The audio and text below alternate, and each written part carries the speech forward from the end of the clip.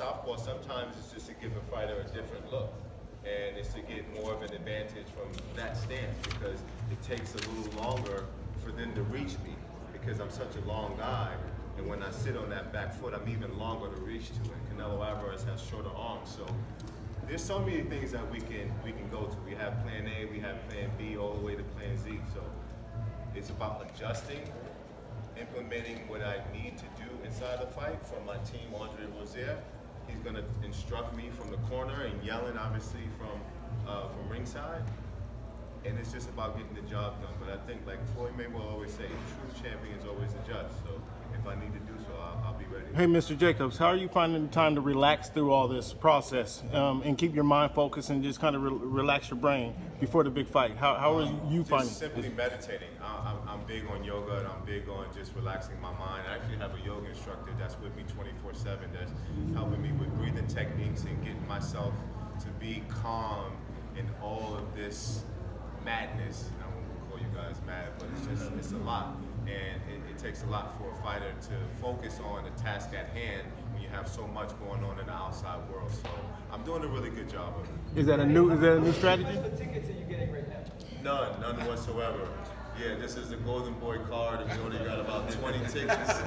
So I let everybody, especially my family and friends, know that we don't have none. Oscar De La Hoya wasn't having it. Well, Dan, talking about how this is kind of new to you, but Canelo's been here and done that, so people look at that as an advantage for him and experience. But at the same time, because it's your first time here, do you think you're hungrier than he is, and that can be an advantage for you? I mean, I've been in big fights before. Like I said, I've been in the stadium where it was a sold-out show, and I've fought on TV in front of millions of people viewing. So that nervousness or that feeling is not unfamiliar to me, and I can now strive in it because of the experience that I do have.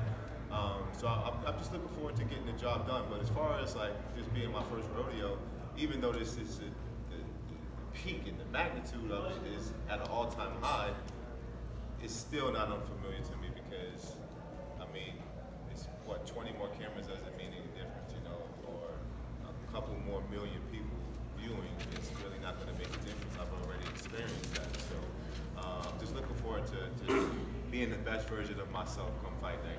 Do you think you're the hungrier fighter, though? In my mind, I think I'm still hungry because even though I've had a lot of success in boxing, I still feel like I'm always going to be the B-side. That's just me telling myself mentally, like, you're still B-side, you're still not a champion, you still have to, act as if you're hungry and act as if you haven't made it and act as if you haven't had success. And that's what drives me because where I come from in Brownsville, I never had anything handed to me. So I keep all of those things in my mind to kind of keep me on the straight and narrow. Hostile environments is something like when you come in, you're going to hear all these fans cheer for Canelo, every punch he lands, and you cheer for him. Has there been any fight that you can kind of compare or think about where you had to deal with a hostile environment and overcome it? The Golovkin fight, it was a semi-hostile territory. Even though by the end of the night we gained a lot of fans and people were rooting for me by the end of the night, but I just think that how I use the energy is going to affect me in the best way, shape possible because I thrive on just energy.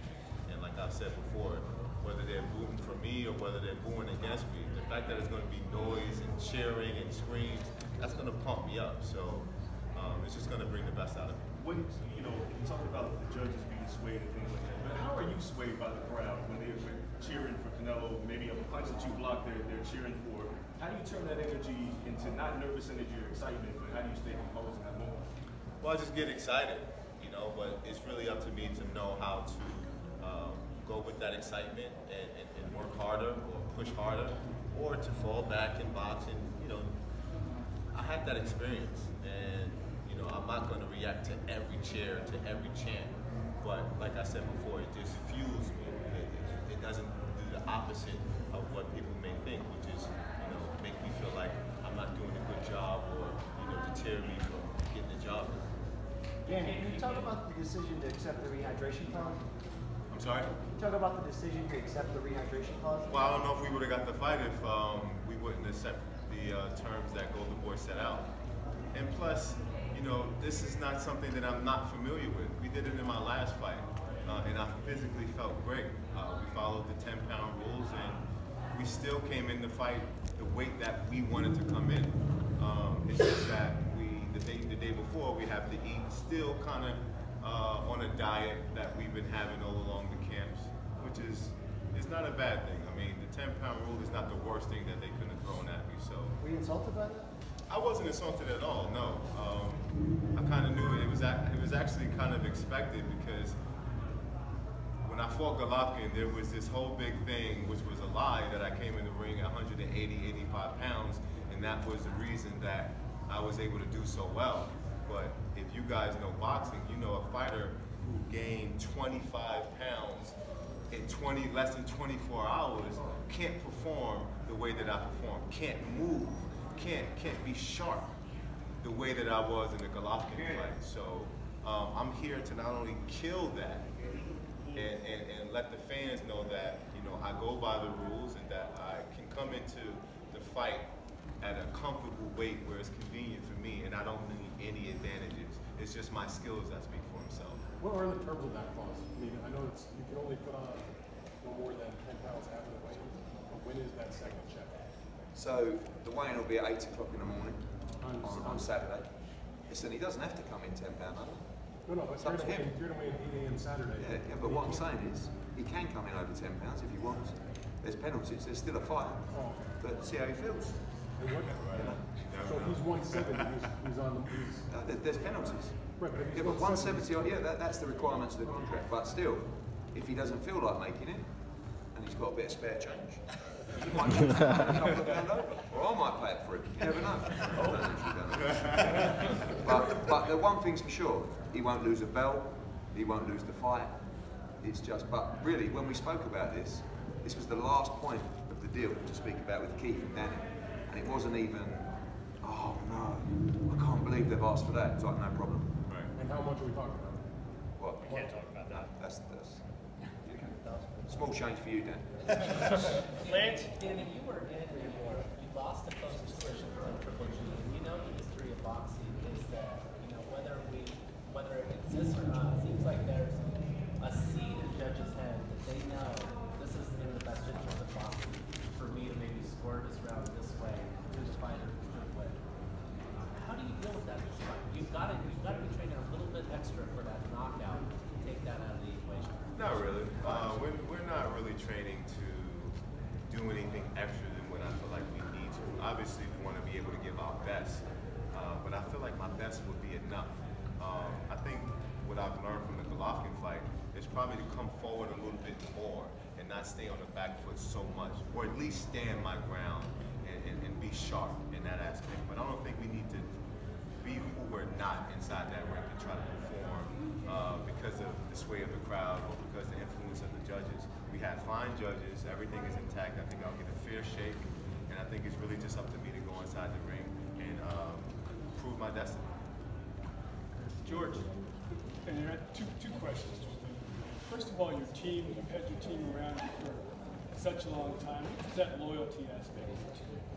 That means everything because for me, I've always wanted to start out with the team and end with my team.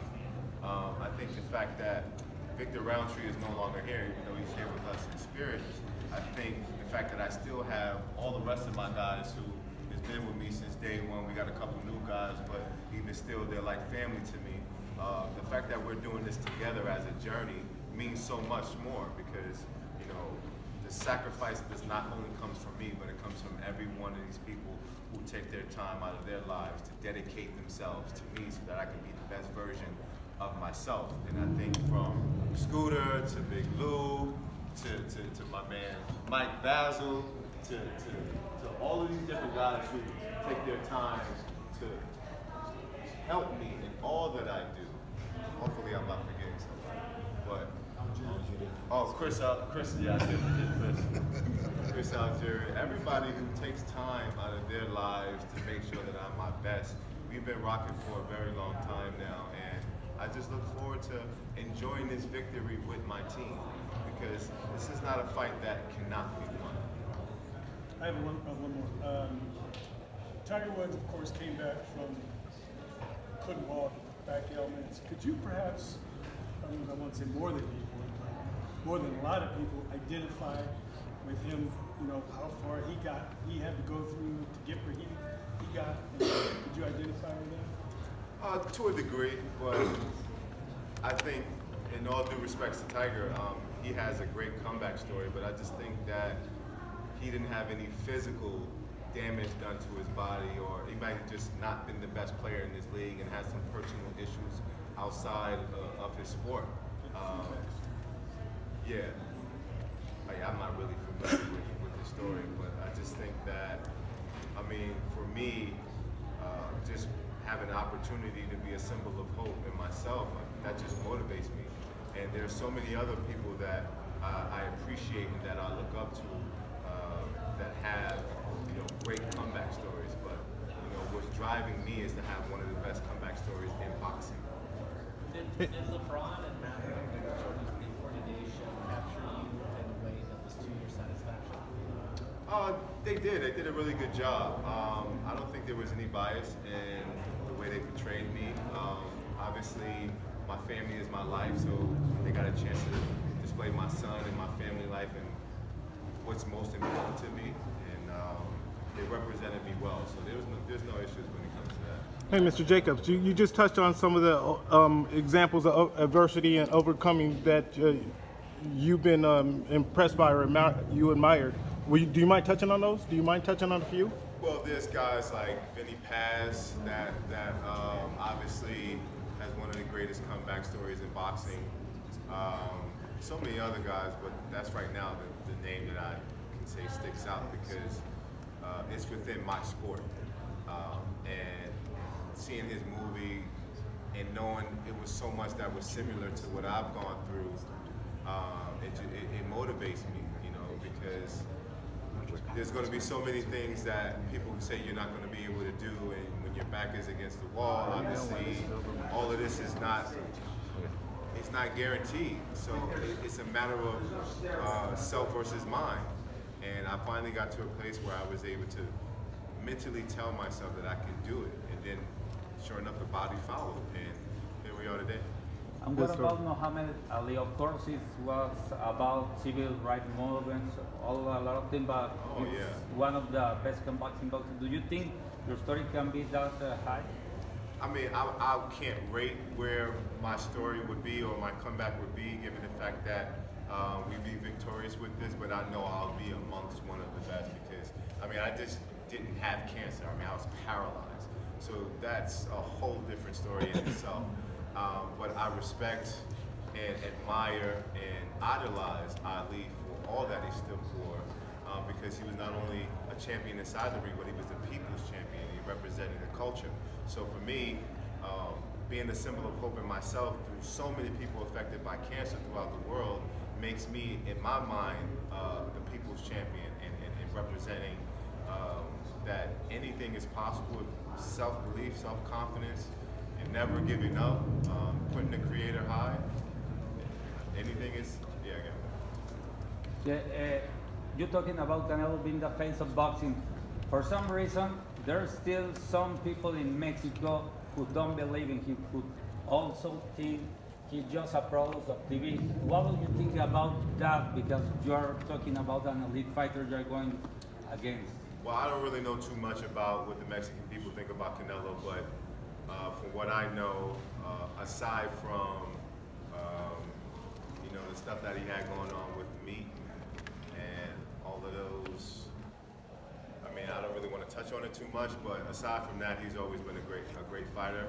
He don't really talk too much for you to say he's this or he's that, but me personally, getting the chance to meet him, I think he's a great guy. But my job is just to go inside the ring and block out any distractions and just to go in there and knock Canelo out or get the decision. Danny, you said you want to block out distractions, but you talk about putting something in your ear, music. What are you listening to music-wise before the fight? I'm either bumping MOP from Brownsville, Brooklyn. I'm either pumping some Notorious B.I.G., some Bob Marley, something that just, for me, represents the struggle. Especially the struggle of my people in the culture that truly motivates me because, you know, when Canelo is fighting for his Mexican people, he comes out to Mexican music, and that pride that he feels from that, that's what I get when I'm listening to all of those people who inspire me through their music, because the struggle is very similar that I have, so, yeah. Is it really a priority for you at all that this is a great fight, or is it just about winning? You know, if the fight turns out to be more of a chess match than people want, is it just about winning, you know? Yeah, I think it's about the fight for me. I think, you know, I want this fight to be one of those fights where people can talk about for years to come. Not only I just won and beat Canelo Alvarez by a boring fight, I want this to be, I mean, I don't want it to go longer than it have to if I can get the knockout, obviously, but I want this to be a really, really entertaining fight for however long it lasts. So, yeah. What if that works to your detriment, though? What if it's better for you? But it's not going to change my game plan. You know, me wanting it to be an exciting fight is not going to change how I perform. That's just my hopes of it.